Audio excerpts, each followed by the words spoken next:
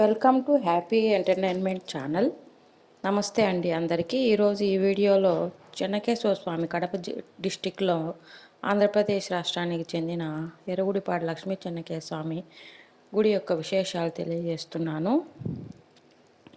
చెన్నకేశవ స్వామి జనమేజయుడు 108 క్షేత్రాలని కట్టించాడు. అందులో ఈ గుడి కూడా ఒకటి.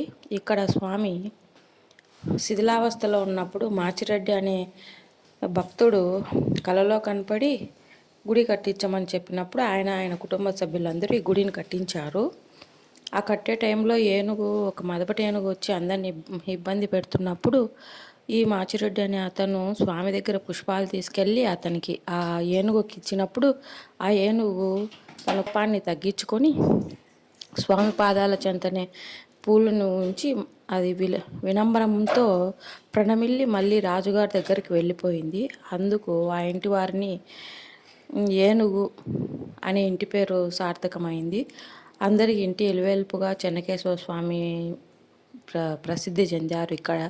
ఇక్కడ ప్రతి ఒక్క శుభకార్యం జరిగిన ఇంటి ఎలువెల్పుగా ఉన్న వాళ్ళు ఆయనకు ఫస్ట్ చేసుకొని వచ్చి మళ్ళీ ఏదైనా జరిపించాలన్నమాట.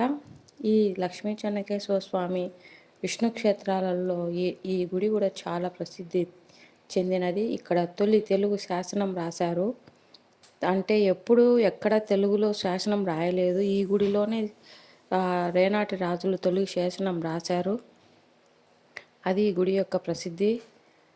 ఇక్కడ అమ్మవారు ఆంజనేయ స్వామి, ఆదిలక్ష్మి మహా అమ్మవారు, చెన్నకేశవ స్వామి ఇలా కొలువై ఉన్నారు.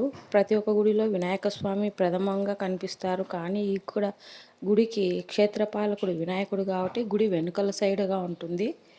అది ఒకటి ఇక్కడ ప్రశస్తి. చాలా బాగుంటుంది. ఆహ్లాదకరమైన ప్రకృతి సౌందర్యాల మధ్య ఈ గుడి అలరారుతుంది. శ్రీ లక్ష్మీ చెన్నకేశవ స్వామి టెంపుల్, ఎరుగుడిపాడు, కడప డిస్టిక్, ఆంధ్రప్రదేశ్. అందరికీ రైలు మార్గము ఉంది, బస్సు మార్గం ఉంది, విమాన మార్గాలు కూడా ఉన్నాయి. చాలా